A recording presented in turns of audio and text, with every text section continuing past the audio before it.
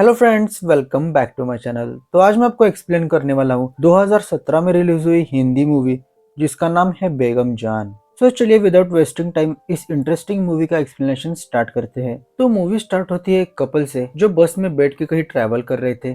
तभी कुछ गुंडे बदमाश लड़के बस में चढ़ जाते हैं और लड़की को छेड़ने लगते हैं। तो वो लड़का उन लड़कों को रोकने की कोशिश करता है, लेकिन वो उसे ही पीटने लगते हैं और उस लड़की पर जोर जबरदस्ती करने लगते हैं। तभी वो बस रुक जाती है, जिसके बाद वो लड़की भागते हुए बस के बाहर निकल जाती है। लेकिन वो गुंडे बदमाश लड़के उस लड़की का पीछा कर रहे थे। तभी वो एक दादी माँ से जाके टकराती है, जिसके पीछे जाकर वो छुपती है। तो वो दो लड़के उस दादी माँ को कह रहे थे कि तुम यहाँ से चली जाओ और उस लड़की को हमारे हवाले कर दो। लेकिन वो दादी माँ वहीं पे अपने कपड़े उतारने लगती है। तो उन लड़कों के अंदर की थोड़ी बहुत शर्म जग जाती है, जिसके कारण वो वही उसे छोड़कर वहां से भाग जाते हैं। सो यहाँ पे दादी माँ ने अपनी इज्जत दाव पे लगाकर उस लड़की की इज्जत बचा ली। जिसके बाद सीन शिफ्ट होता है 1947 में, जहाँ पे इंडिया आजाद हो रहा था, लेकिन साथ ही साथ उसके दो टुकड़े हो रहे थे। इसी के लिए एक ब्रिटिश ऑफिसर जिसका नाम था सर रेडक्लिफ उसे अपॉइंट किया था। तो उसे इंडिया के बारे में इतनी जानकारी नहीं थी, फिर भी उसने इंडिया को दो हिस्सों में डिवाइड किया, और वो भी बहुत गलत तरीके से। तो एक लाइन जाती थी पंजाब से और एक वेस्ट बंगाल से, और इसी के साथ इंडिया का दो टुकड़ों में बंटवारा हो गया, जिसके कारण लाखों लोग बेघर हो गए। तभी सीन शिफ्ट होता है एक कोठी पर जो दो गांव के बीच में बसी थी, जिसके अंदर एक दादी माँ अपने पोती को रानी लक्ष्मीबाई की कहानी सुना रही थी। जिसके बाद हमें एक औरत को दिखाया जाता है जो बेड पर लेटकर मसाज ले रही थी, जिसका नाम था बेगम जान। वही इस पूरे कोठे की मालकिन और करता धरता थी। तभी सलीम एक लड़की को लेकर बेगम जान के पास आता है, जो बिल्कुल चुपचाप गुमसुम और अर्धमरी अवस्था में थी, और देखकर ऐसा ही लग रहा था कि इसके साथ कुछ बुरा हुआ है। इस पर सलीम कहता है कि इस लड़की के ऊपर हुआ है, जिसके बाद उसके घर वालों ने उसे एक्सेप्ट नहीं किया और उसका बाप उसे यहाँ छोड़कर गया है। इस पर बेगम जान कहती है कि इस कोठे के बाहर हर मर्द वो होता है, लेकिन इस कोठे के अंदर वो तीन टांगों वाला मुर्गा होता है। और वो लड़की इतनी डिस्टर्ब थी कि वो अपना नाम भी नहीं बता पा रही थी, इसीलिए बेगम जान उसका नाम शबनम रख देती है। और उसके साथ काम करने वाली औरतों को, जैसे कि रुबीना, जमीला और लता, इन तीनों को शबनम का ख्याल रखने का जिम्मा दे देती है। और वही साइड में खड़े सुजीत को बेगम जान शबाना के लिए नए कपड़े लाने के लिए कहता है। अब सुजीत की बात करें तो सारे कोठे के औरतों का ख्याल रखना और उनको जरूरत की चीजें लाने का जिम्मा सुजीत का था।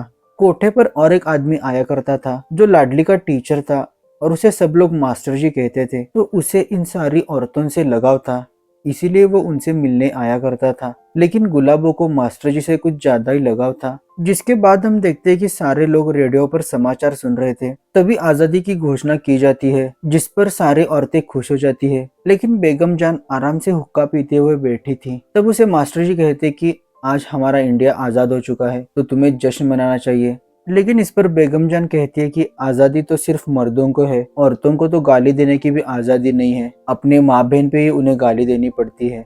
कोई ऐसा मर्द दिखाओ जो यहाँ की लड़कियों से शादी कर ले, तभी मैं मानूं कि आजादी मिली है। जिसके बाद हम देखते हैं हरिप्रसाद और इलियास खान को। तो ये दो गवर्नमेंट ऑफिसर्स को बॉर्डर बनाने की जिम्मेदारी दी गई थी, और एक महीने के अंदर जिसको भी बॉर्डर पार करनी थी वो पार कर सकते थे। हरिप्रसाद को इंडिया से और इलियास खान को पाकिस्तान से अपॉइंट किया गया था, ताकि वो लोगों में जागरूकता फैला सके और बॉर्डर का काम जल्द से जल्द कंप्लीट किया जाए। और इन दोनों की बात करें तो वो दोनों बचपन के दोस्त थे, लेकिन इस लकीर के कारण उन दोनों की दोस्ती में भी अब दरारें आ गई थी। फिर अगले दिन वो दोनों पुलिस ऑफिसर श्याम सिंह के साथ रेडक्लिफ लाइन का मुआयना करने जाते हैं। तब उन्हें वहां पे वो कोठा दिखाई देता है। तब हरिप्रसाद कहते हैं कि हमें इस कोठे को तुड़वाना पड़ेगा, क्योंकि इसके बीचों बीच से रेडक्लिफ लाइन जा रही है। तो उस तरफ पाकिस्तान है और इस तरफ इंडिया, और यहीं पे चेक पोस्ट बनेगा। फिर हम देखते हैं कि रूबीना और सुजीत एक जगह पर आराम से लेटे थे। तब सुजीत कहता है कि चलो यहाँ से हम भाग जाते हैं, तो हर रोज मैं तुम्हारे साथ ये होता हुआ नहीं देख सकता।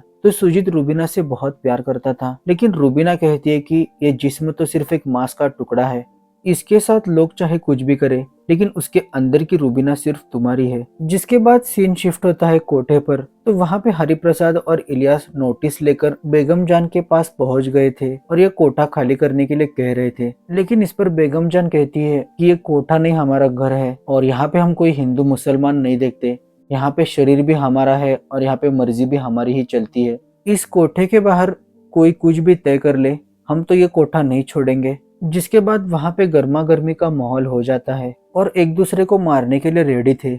लेकिन इस पर इलियास कहते हैं कि तुम्हारे पास सिर्फ 1 महीना बचा है। तब बेगम जान कहती है कि हमें महीना गिनना आता है। साला लाल करके चला जाता है। इसके बाद हरिप्रसाद और इलियास अपनी अपनी नोटिस छोड़कर वहां से चले जाते हैं। अब बेगम जान के पास राजा साहब के अलावा कोई ऑप्शन नहीं बचा था, क्योंकि वो भी अपने अंदर की प्यास बुझाने कोठे पर आया करते थे। इसीलिए बेगम जान राजा साहब को बुला लेती है। तब वो कहती है कि हरिप्रसाद और इलियास उस पुलिस वाले श्याम सिंह के साथ आए थे और एक कोटा खाली करने के लिए कह रहे थे। इस पर राजा साहब कहते हैं कि ये सरकारी फरमान है, तो इसके लिए मुझे दिल्ली जाना पड़ेगा, तो तुम चिंता मत करो, तुम्हारे इस कोठे को मैं कुछ होने नहीं दूंगा।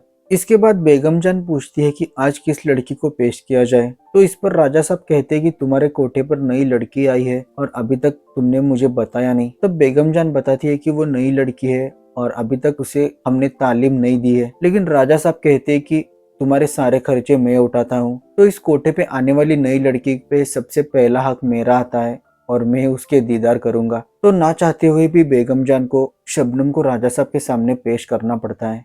जिसके बाद हम देखते हैं कि बॉर्डर का काम बहुत ही जोरों शोरों से चल रहा था और लोग इधर उधर से बॉर्डर क्रॉस कर रहे थे। तभी मास्टर जी बेगम जान के पास आते हैं और कहते हैं कि तुम्हें सरकार का फरमान मानना ही पड़ेगा और ये कोटा खाली करना पड़ेगा। और वो बेगम जान से कहते हैं कि मैं तुमसे प्यार करता हूँ, तो मेरे साथ चलो। लेकिन इस पर बेगम जान कहते हैं कि साथ सोने में और साथ निभाने में बहुत फर्क है। आपसे ये उम्मीद नहीं थी, मुझे तो लगा था कि आप गुलाबों से प्यार करते हो, इसीलिए अब चुपचाप यहाँ से चले जाओ। अब हम देखते हैं कि श्याम सिंह बेगम जान को समझाने के लिए फिर से कोठे पर आया था, लेकिन बेगम जान उसे ही धमका के वहां से भगा देती है। जिसके बाद रात में मास्टर जी गुलाबों को बुला लेता है और वो वही प्यार भरी बातें करने लगता है जो वो बेगम जान से कर रहा था, और वो उसे बेगम जान के खिलाफ बहुत भड़का देता है ताकि वो अपना बदला पूरा कर सके। जिसके बाद हम देखते हैं कि एक ऑफिसर हरिप्रसाद और इलियास के पास आया था और वो कह रहा था कि हमने बहुत ट्राई कर लिया, लेकिन ये बेगम जान कोटा छोड़ने के लिए तैयार ही नहीं है। तब हरिप्रसाद कहता है कि हर जगह सरकारी तरीके काम नहीं आते, हमें अब बाहर के आदमी की मदद लेनी पड़ेगी। तो अगले दिन हरिप्रसाद और इलियास कबीर के पास जाते हैं। अब कबीर की बात करें तो वो बहुत ही बड़ा शैतान था, तो अगर वो एक बार किसी का भी काम उठा ले तो उसे पूरा ही करता था।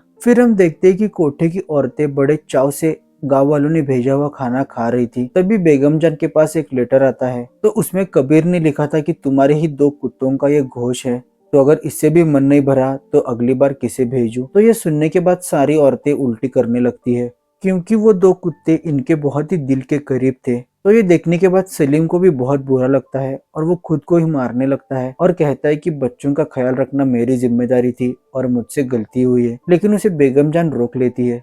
जिसके बाद राजा साहब भी दिल्ली से वापस आ जाते हैं। तो बेगम जान को लग रहा था कि उसका काम हो गया होगा, लेकिन बेगम जान की उम्मीदों पर पानी फिर जाता है, क्योंकि राजा साहब बताते हैं कि अब देश बदल रहा है, प्रजा ही अब राजा होगी और सारे राजाओं की संपत्ति अब सरकारी हथिया लेगी। तो अब मेरा कुछ भी नहीं रहा, तुम्हारे लिए यही अच्छा होगा, तुम ये कोटा छोड़कर चले जाओ। अब बेगम जान समझ चुकी थी कि उसके कोठे की जिम्मेदारी अब उसे ही उठानी पड़ेगी, इसलिए कोठे की सारी औरतें सलीम से गोली चलाने की प्रैक्टिस ले रही थी, ताकि कोई भी उन पर अटैक करे तो वो खुद का प्रोटेक्शन कर सके। लेकिन गुलाबों के मन में मास्टर जी ने बेगम जान के खिलाफ बहुत ही नफरत भर दी थी।